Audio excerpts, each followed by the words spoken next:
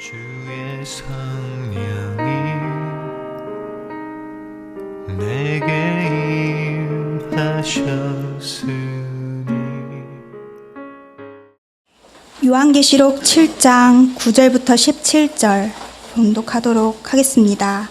이 일 후에 내가 보니 각 나라와 족속과 백성과 방언에서 아무도 능히 셀 수 없는 큰 무리가 나와 흰옷을 입고 손에 종려가지를 들고 보좌 앞과 어린 양 앞에 서서 큰 소리로 외쳐 이르되 구원하심이 보좌에 앉으신 우리 하나님과 어린 양에게 있도다 하니, 모든 천사가 보좌와 장로들과 내 생물의 주위에 서 있다가 보좌 앞에 엎드려 얼굴을 내고 하나님께 경배하여 이르되 아멘. 찬송과 영광과 지혜와 감사와 존귀의 권능과 힘이 우리 하나님께 세세토록 있을지어다. 아멘 하더라.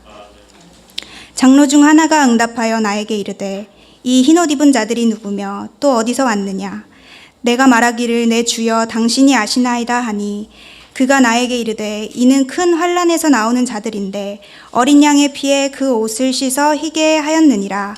그러므로 그들이 하나님의 보좌 앞에 있고 또 그의 성전에서 밤낮 하나님을 섬기매 보좌에 앉으신 이가 그들 위에 장막을 치시리니, 그들이 다시는 주리지도 아니하며 목마르지도 아니하고 해나 아무 뜨거운 기운에 상하지도 아니하리니, 이는 보좌 가운데에 계신 어린 양이 그들의 목자가 되사 생명수 샘으로 인도하시고 하나님께서 그들의 눈에서 모든 눈물을 씻어주실 것임이라. 아멘. 요한계시록 21장을 보면은 다 같이 펴셔도 되겠습니다. 요한계시록 21장을 보면 처음 하늘과 처음 땅이 없어지고 그리고 새 하늘과 새 땅이 나타납니다. 노아의 홍수를 지나면서 이전 하늘과 이전 땅이 사라지고 지금 우리가 살고 있는 이 하늘과 이 땅이 생겨났습니다. 마찬가지로 예수님의 재림과 함께 지금 이 하늘과 이 땅은 사라지고 새 하늘과 새 땅이 나타날 것입니다. 이러한 변화를 성경은 하늘이 두루마리가 말리는 것 같이 떠나간다고 묘사합니다. 예수님의 재림 때에는 하늘이 불에 타서 풀어질 것입니다.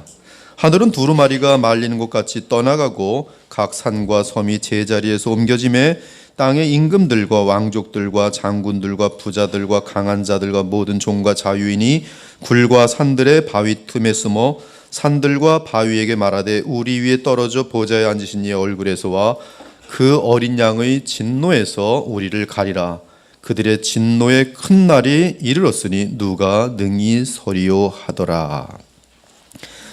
그러나 주의 날이 도둑같이 오리니 그날에는 하늘이 큰 소리로 떠나가고 물질이 뜨거운 불에 풀어지고 그 중에 있는 모든 일이 드러나리로다. 그날에 하늘이 불에 타서 풀어지고 물질이 불에 녹아지려니와 우리는 그의 약속대로 의가 있는 곳인 새하늘과 새 땅을 바라보도다. 요한계시록 21장은 이 땅에 하나님의 보좌가 임하는 장면으로서 하늘과 땅이 통일되는 그림입니다. 그의 기뻐하심을 따라 그리스도 안에서 때가 찬 경륜을 위하여 예정하신 것이니 하늘에 있는 것이나 땅에 있는 것이 다 그리스도 안에서 통일되게 하려 하심이라. 그리고 이것은 궁극적으로 하나님의 보좌가 이 땅에 임함으로 말미암아 완성되는 것이, 즉 하나님의 나라가 이 땅에 완전하게 임하는 그림이 계시록 21장입니다. 죄와 저주와 마귀와 악령들과 불신자들은 다 불못에 들어가고 이제는 아무런 해와 죽음과 병마와 고통과 슬픔과 저주가 없는 세상이 될 것입니다. 실제로 전 세계가 주 예수 그리스도를 중심으로 하여 통일될 것이며 예수 그리스도를 왕으로 하는 눈에 보이는 물리적인 하나님의 나라가 이 땅에 서게 될 것입니다. 요한계시록 21장에는 부활체를 입은 하나님의 백성이 이 땅에 임하는 하나님의 나라를 기업으로 받는 것이기 때문에 천사에 대한 묘사나 언급이 없습니다. 요한계시록 21장과 22장에서 보좌에 있는 천사에 대한 묘사를 발견할 수가 없어요. 또한 요한계시록 21장, 22장은 사망이 없다는 사실이 강조되고 있습니다. 사망이란 육체와 영혼이 분리되는 것을 말합니다. 새하늘과 새 땅에서는 부활체를 입은 주의 백성들이 다시는 죽지 않을 것이기 때문에 사망이 없습니다. 즉 새하늘과 새 땅에서는 사람들이 육체적으로 다시는 죽지 않고 영원히 살며 하나님의 백성으로서 하나님과 함께 영원히 살 것입니다.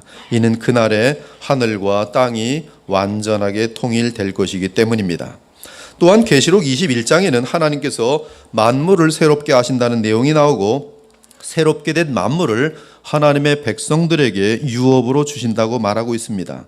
이때 새하늘과 새 땅을 유업으로 받지 못하는 자들은 불못으로 들어갑니다. 그것이 바로 둘째 사망입니다. 그런데 계시록 21장 3절에서 하나님의 장막이라는 표현이 나옵니다. 이 표현은 오늘 우리가 읽은 계시록 7장 15절에도 나오고 있습니다. 하나님의 장막이란 하나님의 성전을 뜻합니다. 하나님의 보좌가 있는 지성소를 의미합니다. 히브리서를 보면 구약의 광야에서 지어졌던 성막은 하늘 장막의 모형 또는 그림자라고 말하고 있습니다. 지금 우리가 하는 말의 요점은 이러한 대제사장이 우리에게 있다는 것이라 그는 하늘에서 지극히 크신 이의 보좌 우편에 앉으셨으니 성소와 참 장막에서 섬기는 이시라. 하늘 장막이 이 장막은 주께서 세우신 것이요 사람이 세운 것이 아니니라. 그들이 섬기는 것은 이 땅에 섬기는 것은 하늘에 있는 것의 모형과 그림자라. 모세가 장막을 지으려 할 때 지시하심을 얻음과 같으니 이르시되 삶과 모든 것을 산에서 내게 보이던 본을 따라 지으라 하셨느니라. 이처럼 하나님의 장막은 하나님께서 실제로 거하시는 하나님의 보좌 및 지성소에 해당합니다. 그런데 그 장막이 새하늘과 새 땅의 세상에서 이 땅에 내려오는 것이 바로 거룩한 성 새 예루살렘입니다. 이는 사람이 사는 이 땅에 그리스도의 오심과 함께 하나님의 보좌가 실제로 이 땅에 서는 것을 의미합니다. 성 안에서 내가 성전을 보지 못하였으니 이는 주 하나님 곧 전능하신 이와 및 어린 양이 그 성전이심이라. 그 성은 해나 달의 비침이 쓸데없으니 이는 하나님의 영광이 비치고 어린 양이 그 등불이 되심이라. 이때 하나님의 장막인 새 예루살렘 성에는 무엇이든지 속된 것이나 가증한 일 또는 거짓말하는 자는 결코 그리로 들어가지 못하되 오직 어린 양의 생명책에 기록된 자들만 들어갈 수 있느니라. 하지만 오늘 우리가 읽은 계시록 7장은 새하늘과 새 땅이 이루어지는 때를 말하는 것이 아닙니다. 계시록 7장에는 천사에 대한 언급이 있고 하나님 보좌 주변에 대한 구체적인 묘사가 있습니다. 즉 땅이 아니라 하늘에 있는 하나님의 보좌를 묘사하고 있습니다. 여기에서도 하나님의 장막이 언급되고 있지만 이 땅에 내려오는 장막이 아니라 도리어 주의 백성이 하나님의 보좌 앞으로 올라가므로 그들 위에 그 장막이 쳐지고 있습니다. 이는 주의 백성이 죽음을 지나 하나님의 보좌인 지성소에 들어가는 것을 뜻합니다. 사랑하는 여러분, 하나님의 나라가 이 땅에서 성령과 함께 영적으로 진행되는 동안 이 땅에서는 믿는 자들을 향한 배척과 핍박이 진행될 것입니다. 특히 역사 끝에 이르면 대환란이 있어서 그때 교회가 겪게 될 고통과 핍박은 로마 시대보다 더 심할 것이며 인류 역사 가운데 가장 심한 핍박이 될 것입니다. 한국만 하더라도 일제 식민 기간에 기독교는 심한 탄압을 받았고 6.25 사변 등과 함께 공산당이 임시적으로 한반도를 차지할 때 그때 교회가 당한 핍박은 대단했습니다.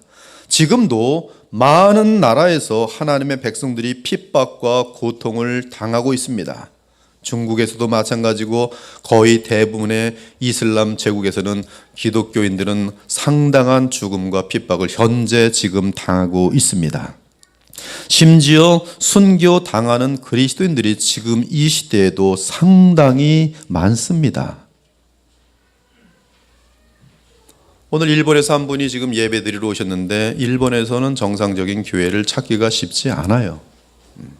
복음이 선포되는 교회를 찾기 힘듭니다.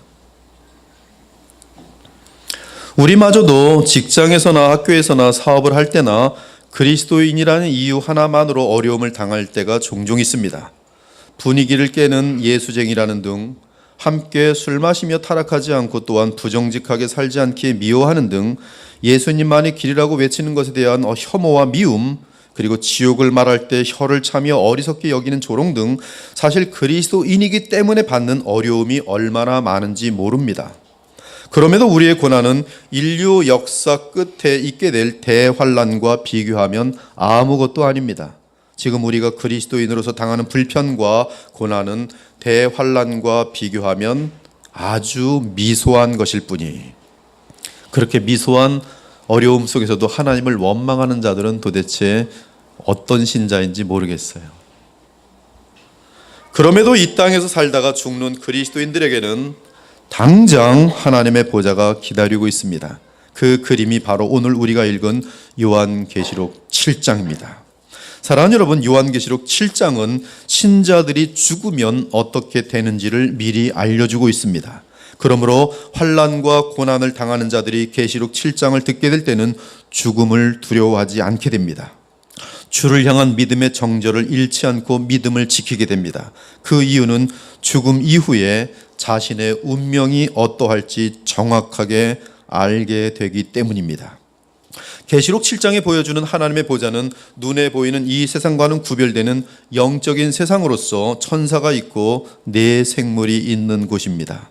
우리가 죽으면 우리의 영혼은 당장 천사의 호의를 받으며 영적인 세상으로 들어갈 것입니다. 그 세상이 바로 계시록 7장이 묘사하는 세상입니다. 그곳에는 어린 양이 있고 하나님의 보좌가 있습니다. 그러면 본문을 봅시다. 먼저 9절에서 말하는 2일 후에라는 표현은 계시록에 반복되는 표현으로서 이는 꿈의 장면이 넘어가는 것처럼 요한이 보는 환상이 장면을 바꾸며 넘어간다는 뜻입니다. 그 환상은 물론 우리 주 예수 그리스도께서 요한에게 보여주시는 장면들입니다. 환상들입니다. 요한은 하나님의 말씀과 예수 그리스도의 증거 곧 자기가 본 것을 다 증언하였느니라. 그것이 계시록이. 사도 요한이 이 환상을 보는 때는 반모 섬에 있었던 때로서 로마의 도미티아누스 황제가 그리스도인들을 박해하던 때입니다. 대략 주후 95년 또는 96년경입니다. 그런데 이때는 이미 주후 70년에 로마 디도 장군이 유다 예루살렘 성을 공격하여 유다 민족이 로마의 식민국이 된 지 대략 20년 이상이 지난 때입니다. 따라서 이때는 예루살렘 핍박 때에 유대에서 도망친 그리스도인들이 아시아로 다 흩어져서 아시아의 7교회를 세운 상태에 있었습니다. 하지만 로마 황제들의 핍박은 계속 진행되는 상황에 있었습니다. 그러한 상황에서 사도 요한이 본 것은 세상 모든 민족으로부터 허다한 영혼들이 하나님의 보좌 앞으로 나오는 것이었어요. 신약에서 가장 중요한 개념은 무엇이냐 하면 열방입니다. 모든 민족으로부터 주의 백성이 나오는 것이. 어떻게 그렇게 되는가? 주의 복음이 온 세상을 향하여 전파되기 때문에 그래요. 구약은 이스라엘 민족이라는 그 민족을 통해서 구약 교회가 있었어요. 그러나 예수님께서 오신 이후로, 성령을 보내신 이후로는 온 세상을 향하여 만방으로부터 주의 백성들이 나오게 되는 것이. 요한은 그 환상을 보며 생각했을 것입니다. 아하, 엄청난 핍박이 성도들을 향하여 이 세상에서 진행되지만 도리어 모든 민족과 나라로부터 구원받는 하나님의 백성들이 구름대처럼 많구나. 아무도 능히 셀 수 없는 큰 무리는 하늘의 별들처럼 땅의 모래알처럼 많다는 말입니다. 이는 하나님께서 아브라함에게 주셨던 약속이 이루어진 것을 나타내고 있습니다. 하나님께서 아브라함에게 약속하셨습니다. 창세기 12장 3절에 이렇게 약속하셨어요.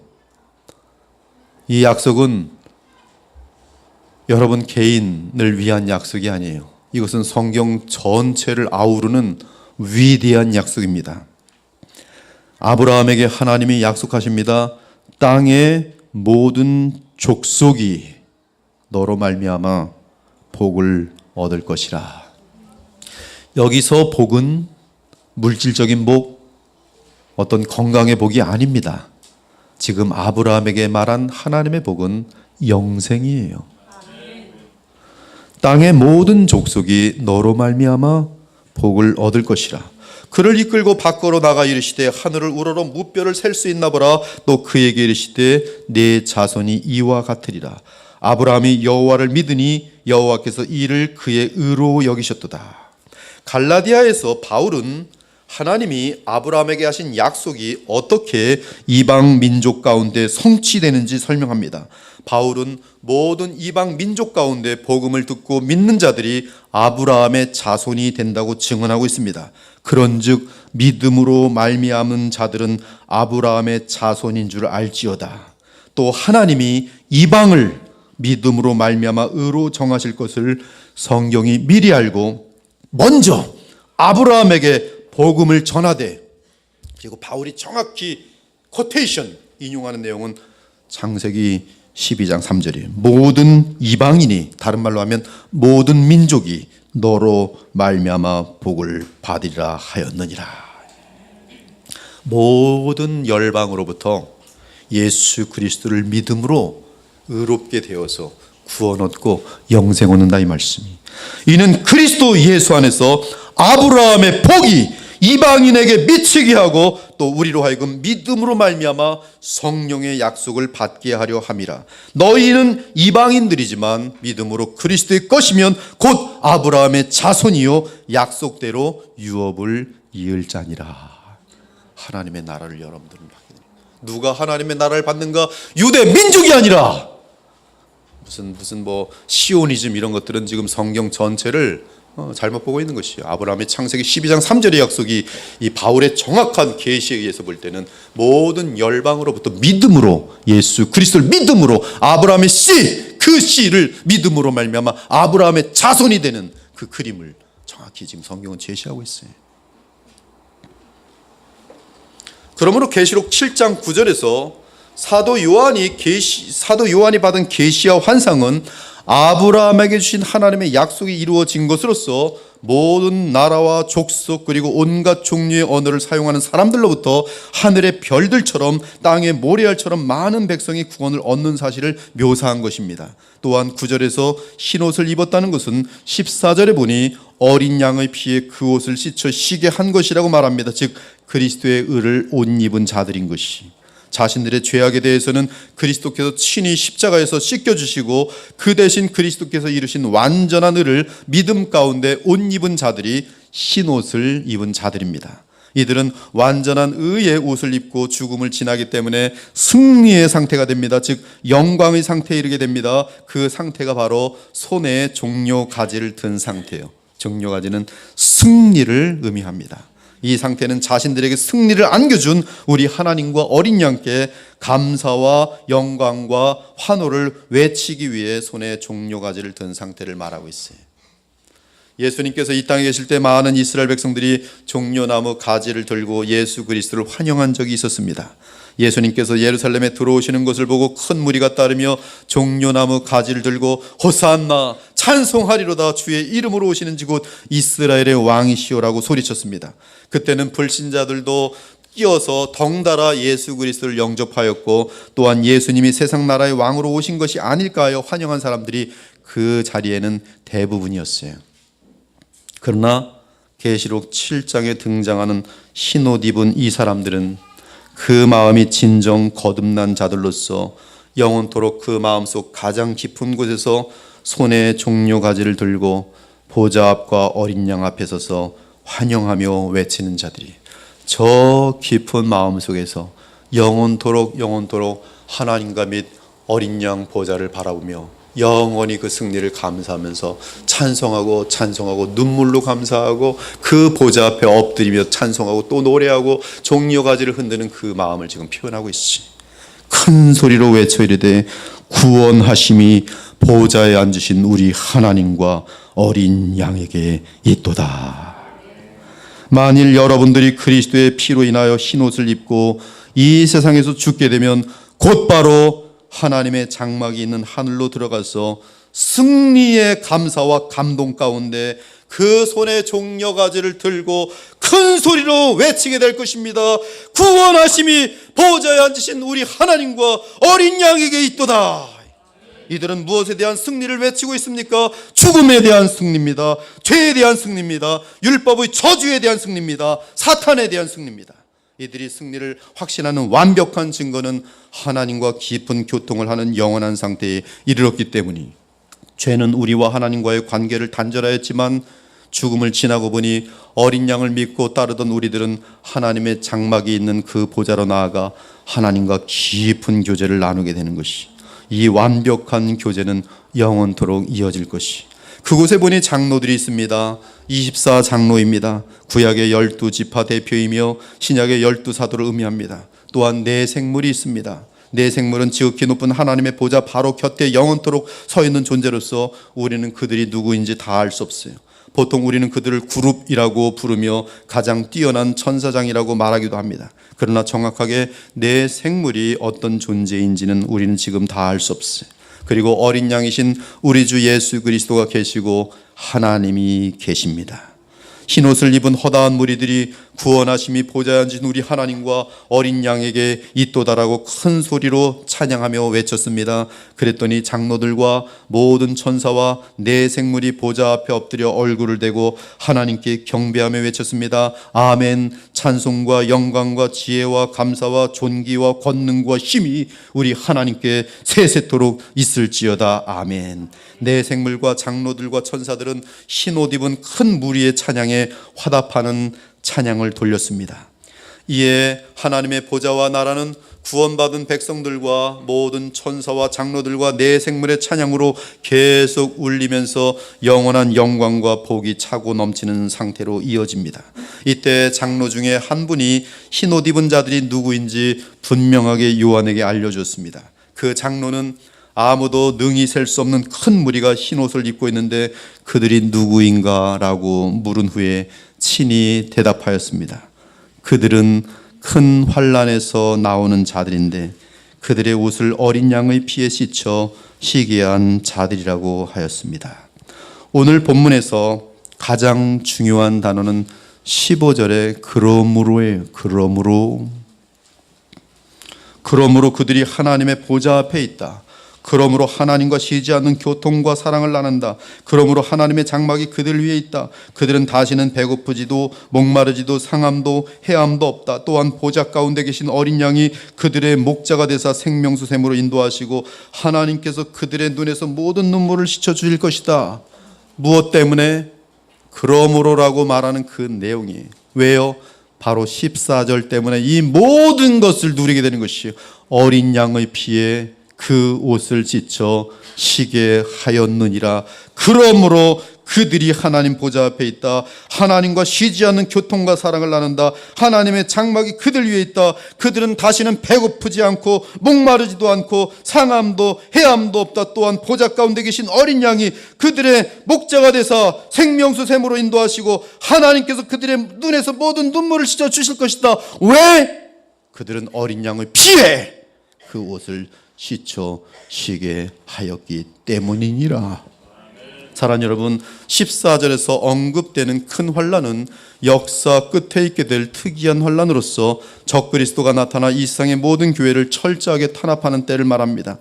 하지만 사도 요한이 이 환상을 본 그때부터 적그리스도가 나타나 큰 환난이 이를 때까지는 하나님의 나라는 수천 년 동안 계속 온 세상에 진행될 것이며 또한 계속 이 세상으로부터 핍박과 대적을 당하면서 곳곳에서 환난을 겪게 될 것이, 그러나 복음의 능력으로 계속 승리하며 달려갈 것이.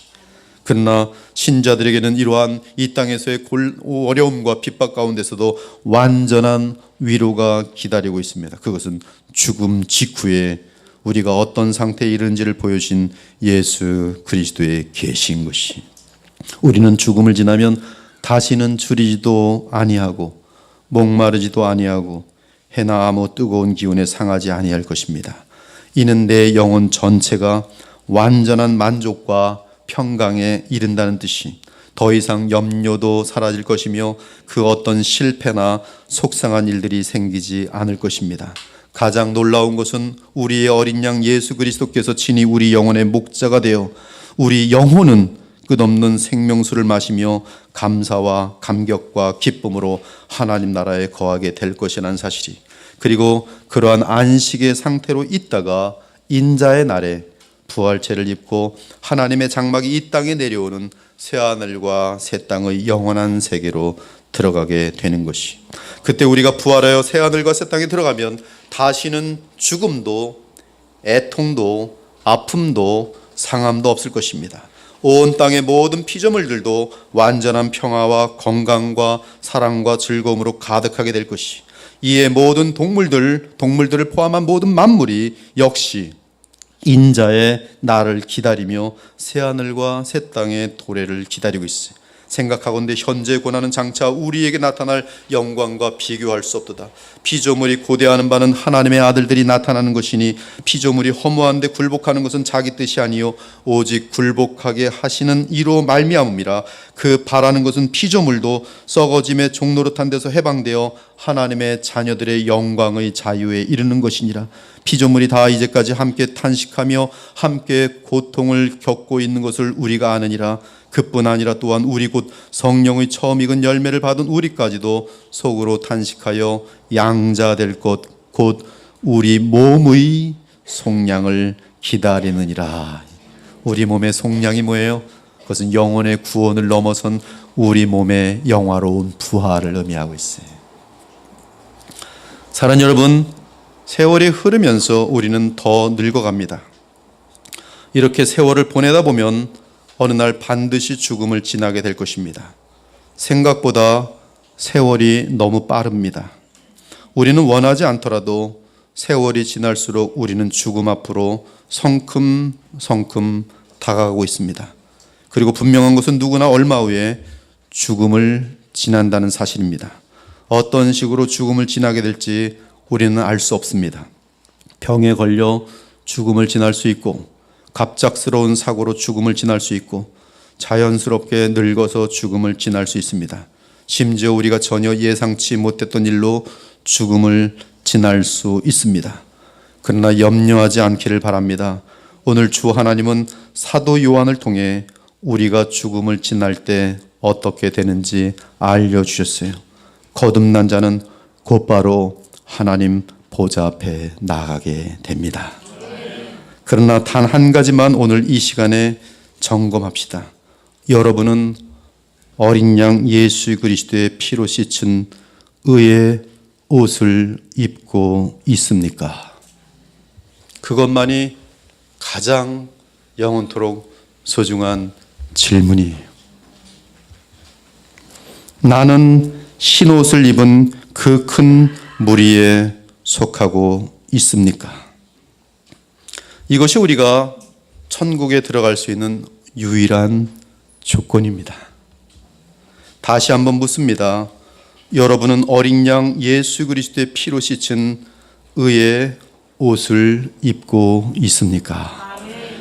다 같이 우리 찬송가 258장을 우리 함께 찬송하도록 하겠습니다. 258장.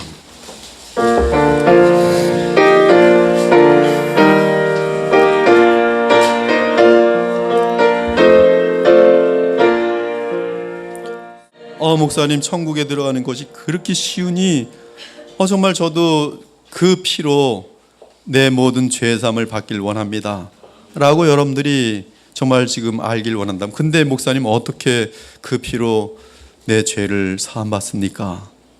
정말 그걸 알길 원한다면 그것은 간단해요. 주 예수요, 주 예수요, 나의 구세주가 되어주시고 나의 왕이 되어주시고, 그리고 주님께서 십자가에서 죽으신 그 보혈이 나의 죄를 위한 죄 씻는 보혈임을 믿습니다. 그리고 지금 이후로는 제가 예수님을 나의 신랑으로 모시고 주님과 동행하겠습니다. 그러면 여러분의 죄는 주의 보혈로 그 언약과 함께 새 언약의 역사로 말미암아 당장 씻겨지고 여러분들은 하나님 보좌가 약속되는 것이에요. 목사님 너무 쉬워요. 너무 쉽기 때문에 복음이에요. 근데 인간들은 교만하고 건방져서 너무 쉬워서 난 그 길로 안 가. 난 내 방법대로 천국에 가볼 거야. 근데 그런 사람 치고는 한 사람도 천국에 들어가지 못하는 것이. 또한 한 가지 우리가 알아야 할 것은 이 흰옷을 입은 것을 의식하는 자들마다 행동이 매우 조심스러워진다는 것이. 우리에게 이 흰옷은 은혜로 거저주지만 사실 이 흰옷을 우리에게 주시기 위해서는 하나님은 이 우주보다 귀한 자기 아들을 희생시키셨어요. 그리고 그 아들, 하나님의 아들 예수 그리스도는 이 흰옷을 우리에게 주시기 위하여 지옥 수천만 개보다 더 고통스러운 그 형량을 십자가상에서 우리를 대신하여 감당하셨어요. 그리고 거저 주시는 흰옷이 우리가 하나님 나라 들어갈 수 있는 티켓이, 그 피로 시기에 된 옷을 입은 자들마다 죽음과 함께 하나님 보좌로 들어가는 것이. 근데 그 흰옷을 받은 자들은 이 흰옷의 귀중함이 얼마나 귀중한지를 알아가기 시작합니다. 수천만 원짜리 고급 양복과 양장을 입은 과소비용 신사 숙녀를 본 적 있습니까? 얼마나 밤맛 없는지 몰라요. 근처도 못 오게 하고, 옷 더럽혀질까 봐 옷을 놓을 때도 아주 깨끗한 곳만 찾아가고 먼지 있나 없나. 그래서 그 깨끗하고 비싼 옷에 더러운 것이 묻지 않도록 하기 위해 얼마나 행동 하나하나가 조심스러운지 모릅니다. 그런데 수천만 원짜리 옷하고 우리 예수님의 보혈하고 값이 비교가 될까요? 수억만 배도 비교가 되지 않아요.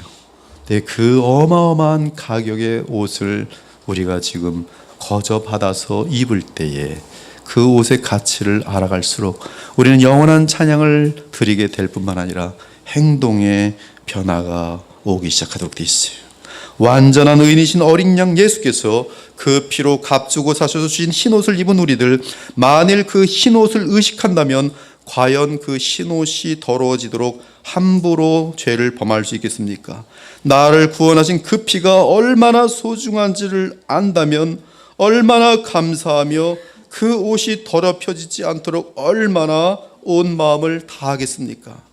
따라서 하나님 나라에 들어가게 하는 그 흰옷의 가치를 아는 자들은 결탄코 더러움에 물들지 않기 위해 최선을 다하며 살 것입니다. 그러므로 성경은 어린 양의 피로 인하여 깨끗하여진 옷을 입은 자들에게 이렇게 부탁합니다. 하나님의 뜻은 이것이니 너희의 거룩함이라. 그런즉 사랑하는 자들아, 이 약속을 가진 우리는 하나님을 두려워하는 가운데서 거룩함을 온전히 이루어 육과 영의 온갖 더러운 것에서 자신을 깨끗하게 하자. 너희 육신이 연약함으로 내가 사람의 예대로 말하노니 전에 너희가 너희 지체를 부정과 불법에 내주어 불법에 이른 것 같이 이제는 너희 지체를 의에게 종으로 내주어 거룩함에 이르라. 이제는 너희가 죄로부터 해방되고 하나님께 종이 되어 거룩함에 이르는 열매를 맺었으니 그 마지막은 영생이라. 그리고 바울의 주를 향한, 주님의 백성을 향한 간절한 기도가 성경에 기록되어 있습니다. 또 주께서 우리가 너희를 사랑한 것 같이 너희도 피차간에 모든 사람에 대한 사랑이 더욱 많아 넘치게 하사 너희 마음을 굳건하게 하시고 우리 주 예수께서 그의 모든 성도와 함께 강림하실 때에 하나님 우리 아버지 앞에서 거룩함에 흠이 없게 하시기를 원하노라. 또한 우리를 그 피로 희게 하신, 그리고 그 옷을 주신 우리 예수님께서 우리를 위하여 기도하십니다. 그들도 진리로 거룩함을 얻게 하옵소서. 즉 주님의 의에 그 흰옷을 입은 자들마다 거룩함이라는 가장 귀한 목표를 갖게 되는데, 그 길로 가려다 보면 무엇을 발견하게 되냐면 내 힘 가지고는 불가능하다는 것을 발견하죠. 그때 무엇을 하게 됩니까? 나를 위해 십자가에 달리신 예수님을 의지하게 되는데, 그때 주님께서는 우리를 긍휼히 여기시사 주의 영을, 거룩한 영을 생수의 강처럼 부어주셔서 우리 속에 있는 모든 더러운 죄성들이 물러가고 우리는 드디어 넉넉히 주님이 원하시는 거룩하고 의로운 삶을 살게 되면서 많은 이 세상을 향하여 빛과 소금의 역할을 넉넉히 감당하게 되는 것이, 그것이 바로 우리에게 거저 주의 생명과 그 보혈을 가치로 지불하시고 거저 우리에게 주신 흰옷의 능력인 것입니다. 여러분, 그러므로 믿음으로 구원받고 믿음으로 거룩하여지는 것이, 우리 중에 아직 어린 양 되시는 예수 그리스도의 피에 그 옷을 씻어 희게 하지 않은 사람들이 있습니까? 지금 성령께서 여러분의 문을 두드리시며 구원의 기회를 주고 계십니다. 만일 오늘 그리스도의 피로 여러분의 죄를 사함받지 못하고 세상을 떠난다면 그 사람은 자기의 죄값을 스스로 치러야 하는데 치를 수 없기 때문에 영원한 지옥에 갇혀 영원히 나오지 못하게 될 것입니다. 더 늦기 전에 오늘 예수 그리스도를 하나님의 아들로 구세주로 그리고 나의 왕으로 모시고 새로운 삶을 시작하기 바랍니다. 매 주마다 이 단에서는 예수님께 오라고 초청합니다. 네, 어떤 사람들은 10년이 지나도 안 와요. 20년이 지나도 안 와요. 그리고 호흡이 마치는 그날까지 안 오고 죽습니다. 그는 성령을 모독하는 죄를 범함으로 말미암아 영원히 사함받지 못하는 죄 가운데 죽게 되어서 불못에 떨어지게 되는 것이, 오늘도 하나님은 자신의 아들의 생명을 희생하시고 우리에게 긍휼과 자비를 베푸시며 초대하십니다. 너희들이 오늘도 죄 가운데서 구원받기를 원하느냐? 너희가 하나님의 나라를 보장받기를 원하느냐? 나의 아들 예수 그리스도께서 너희에게 만들어진 흰옷을 받도록 하여라. 오늘 여러분 모두가 이 흰옷을 입고, 또한 이미 흰옷을 입은 자들은 이 흰옷이 더럽히지 않도록 온 마음과 뜻을 다하여 주를 향하여 달려갈 수 있는 그런 복된 주의 백성들이 되기를 원합니다. 여러분이 정말 세월이 빨리 죽음이 한 걸음 더 가까이 왔다는 것을 의식하면서 어린 양 예수님 앞에 설 날을 더욱 준비하시기를 우리 주 예수 그리스도의 이름으로 축원합니다. 아멘.